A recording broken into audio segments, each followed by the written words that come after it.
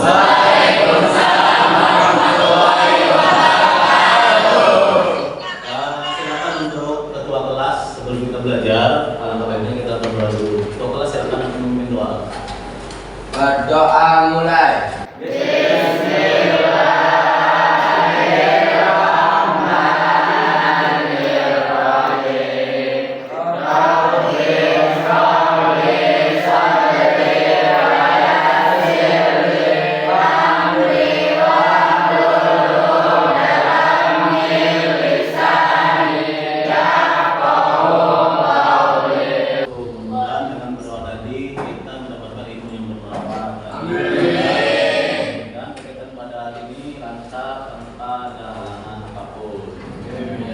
Baiklah, sebelum belajar, ini yang tidak hadir satu orang saja, tak?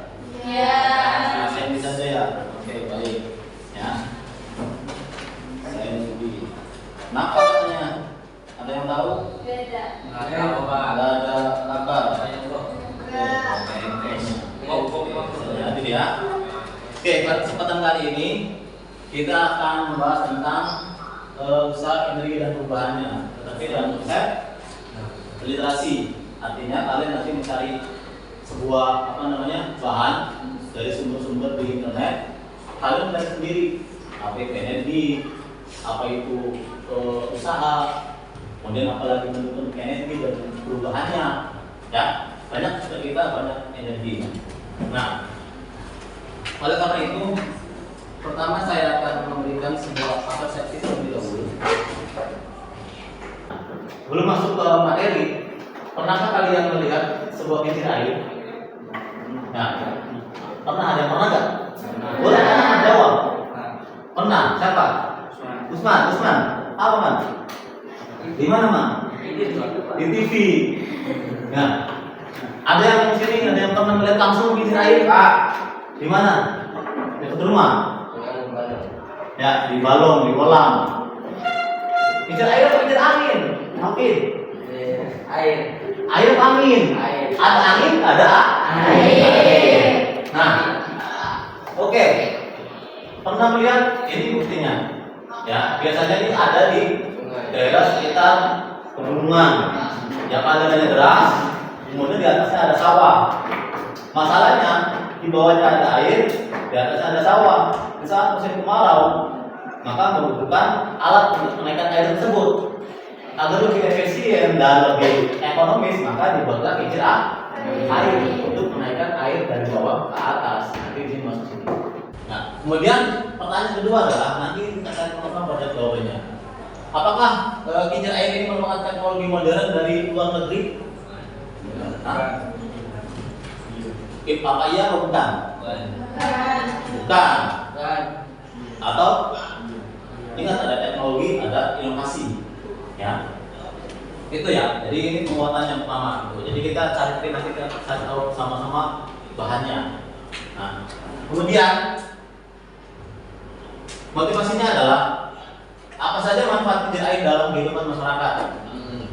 Ya, untuk menyalurkan air dari bawah sungai ke atas gimana? Itu salah satu fungsi kincir air. Nah, Pak, apa kitanya kincir air kok dengan usaha energi dan perubahannya? Nah, di dalam sebuah kincir air ada yang namanya energi yang berperan. Apakah energi itu?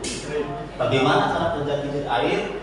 Nah, itu tugas kita bersama. Tugas kalian nanti mencari tahu jawabannya. Nanti melalui diskusi kelompok. Ya, nanti satu kelompok satu defense untuk mencari air, untuk mencari sumber-sumber yang ada. Nah, kemudian silakan sebelum masuk ke pembelajaran ini, ya, kalian sudah dikirim ke grup WhatsApp masing-masing. Buka WhatsApp-nya, ya, yang bawa handphone, klik di grup itu ada namanya link Google Docs. Itu adalah angket untuk mengisi ya, dipilih login dengan email ya. Yuk, kita sebelum masuk ke inti kita perhatikan ada video terlebih dahulu. Video apa? Ya. Ini video.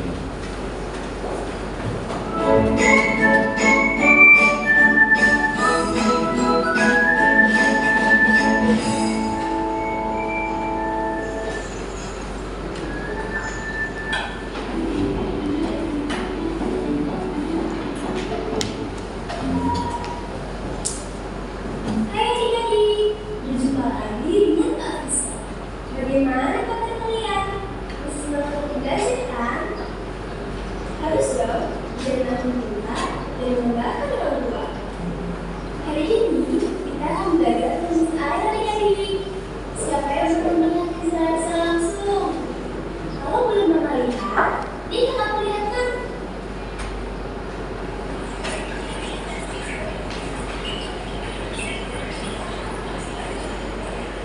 Lihat. Bagus kan bisa mengatakan begitu? Jadi, tahu tidak? Kalau kincir air itu dapat menghasilkan listrik. Hah? Kok bisa sih kak? Bukannya kincir air hanya dibuat untuk biasa saja? Eits, jangan salah. Tujuan utama pembuatan kincir air adalah untuk menghasilkan listrik. Bagaimana cara kincir air dapat menghasilkan listrik? Yuk, semua penjelasan berikut ini. Kincir air bekerja berdasarkan aliran air. Semakin deras aliran air, kincir air akan bergerak semakin cepat. Semakin cepat putarannya, kincir air akan semakin mendasar tenaga air lebih tinggi. Dari hal tersebut, kincir air sebaiknya bergerak lebih tinggi. Ya, betul sekali. Tempatkan aliran deras. Misalnya di bawah air terjun atau di aliran sungai yang deras. Kincir air bekerja dengan cara terbuka. Putaran kincir air disebabkan adanya aliran air yang mengenai sumber kincir air. Putaran kincir air tersebut akan memutar generator bawah yang telah tersambung dengan kincir. Dan dari putaran generator tersebut timbullah energi listrik. Energi listrik dari generator dapat dimanfaatkan untuk kebutuhan manusia. Dengan memanfaatkan air yang mengalir, kita akan menghasilkan listrik.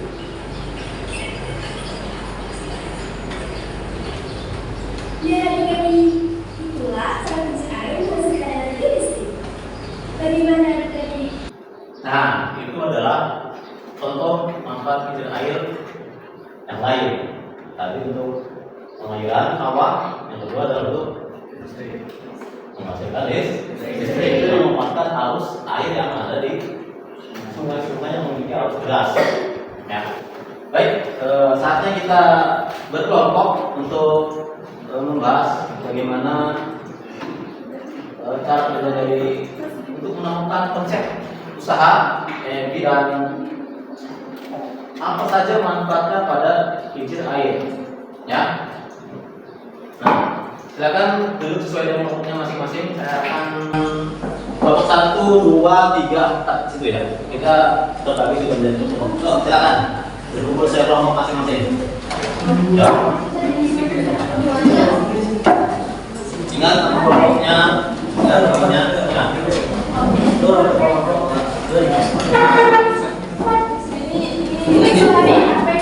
Kelompok satu, kelompok sini, satu sini, satu sini.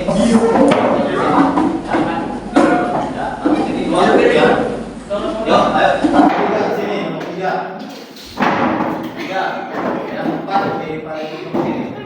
Ya. Ini nyalakan sini, nyalakan ini.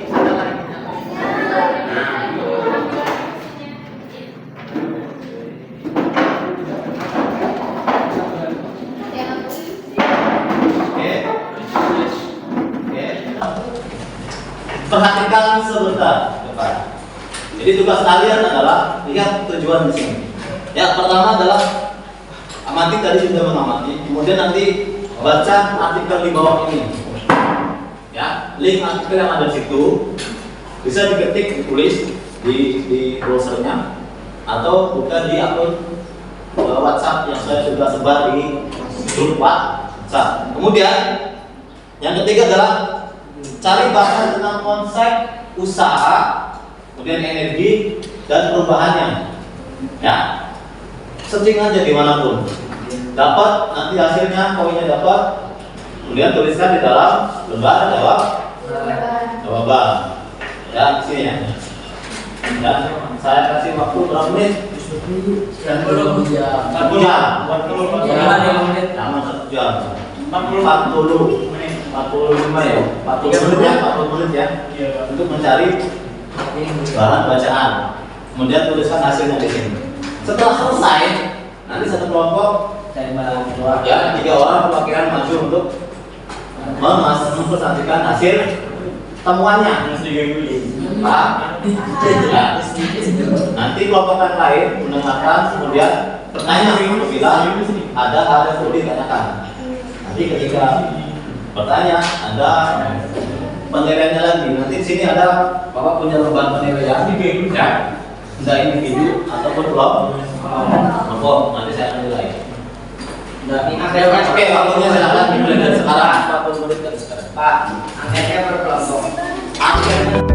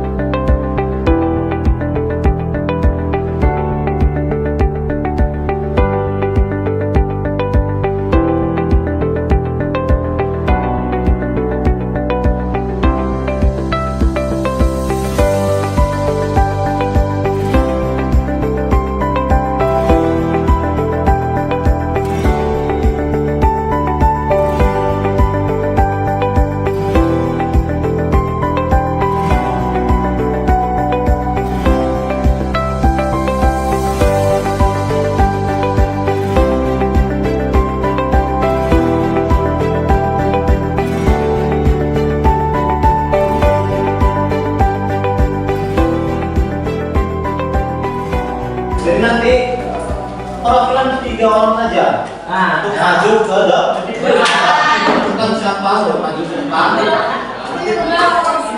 Karena kalau semua banyak, kemudian nanti ya kelompok lain menyimak, kemudian mempersiapkan pertanyaan untuk ditanyakan kepada kelompok tersebut. Kalau nggak ada pertanyaan, nanti kelompok yang maju boleh bertanya Pak.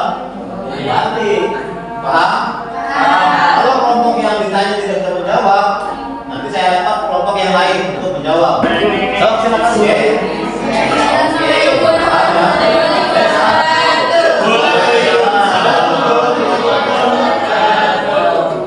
Kami dari kelompok 1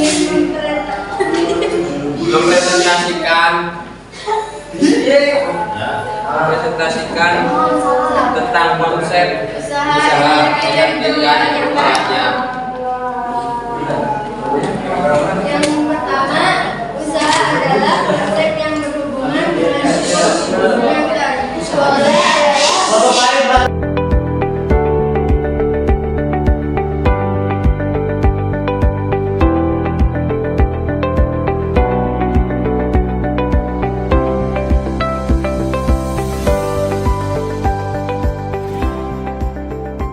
Ada yang mau ditanyakan untuk kelompok 1, kelompok 2, 3, 4. Kira-kira ada kelompok 4, silakan. Apa yang menyebabkan kincir air berputar dengan kencang? Nah, Karena derasnya arus air. karena derasnya arus air. Gimana? Wah, nggak tahu jawabannya. Kurang katanya. Dia jawabannya lihat dari Google soalnya. Ya, saya simpel. Iya. Terlalu simpel jawabannya. Saya soalnya orangnya nggak perlu yang banyak banyak.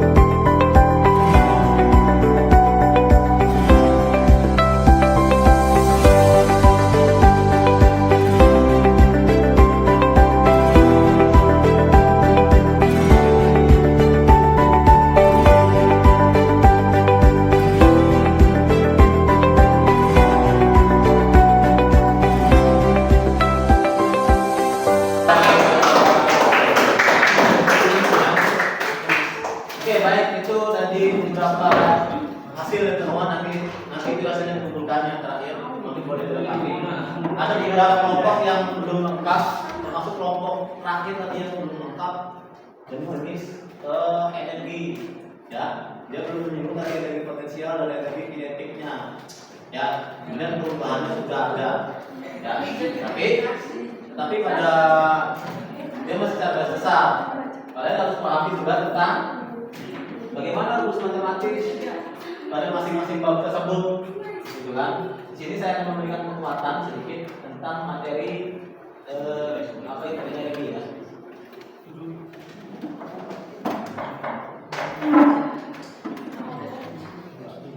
Ya, nah, yang paling pasti ini energi, ya. Saya ngomong saja, sedikit saja ya. Energi tidak dapat dibuat dan dimusnahkan sehingga bentuknya tetap, tapi bentuknya dapat berubah tadi. Jadi energi itu kita tidak bisa buat sendiri, tapi bisa berubah. Ya tadi kan, tadi yang kalian sebutkan contohnya masing-masing ada energi kimia, energi cahaya, dan lain-lain. Ya. Kemudian usaha. Kemudian ada konsep energi mekanik. Ya, energi mekanik adalah jumlah antara energi potensial dan energi kinetik. Di mana energi potensial adalah M dikali G dikali H ditambah dengan setengah MV kuadrat. Ya. Ini energi potensial, ya. Ini dengan satuannya, dengan pengertiannya, ini contohnya. Ya, kemudian ini adalah energi T sama M dibuat. Benar. Nah, jadi apa bedanya energi potensial dan energi kinetik? Ya pasti beda. Tapi bisa terjadi dalam satu apa? Satu situasi, satu keadaan, satu momen. Contoh, ketika ada buah mangga, ini kan lagi musim mangga kan ya? Iya. Ya, di atas, buah mangga itu di atas diam tidak? Ya. Ya, tidak berlanjutan. Tapi dia memiliki energi yang namanya energi potensial. Ketika dia putus dari sana dan jatuh, maka energinya pun berubah menjadi energi kinetik. Ketika dia memiliki potensial, ketika dia jatuh memiliki energi kinetik. Ketika di tanah dia memiliki energi kinetik karena pergerakannya. Ketika pada ketinggian tertentu dia memiliki energi potensial. Jadi ketika jatuh kan ada stepnya kan, memang kita nggak kelihatan stepnya. Ya, contoh itu ya, contoh yang paling ini. Nah, itu saja pemahaman kita hari ini. Ya. Oke, saya rasa cukup. Nanti setelah ini saya akan kirimkan link refleksi. Sudah saya kirimkan ke WhatsApp ya, link refleksinya. Kalian nanti isi refleksinya, boleh di rumah. Nanti saya akan hasilnya rekam. Kemudian saya oleh-oleh. Nah, oleh-olehnya ini nanti silakan dikumpulkan dulu. Oleh hasilnya, mau dilengkapi dulu, boleh. Ya, dikumpulkan sekalian dengan hasil ini menunjukkan nomor 2 mana? Ya.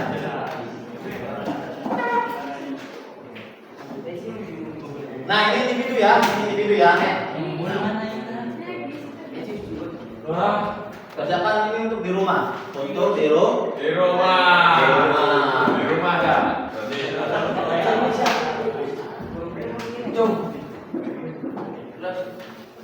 soal formatif latihan. Kerjakan di rumah.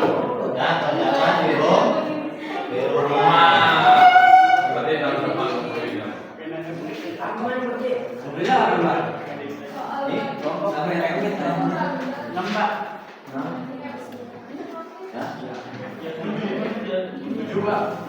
Nah, satu kelompok kalian tuh. Satu lagi, Pak. Nah, boleh belum?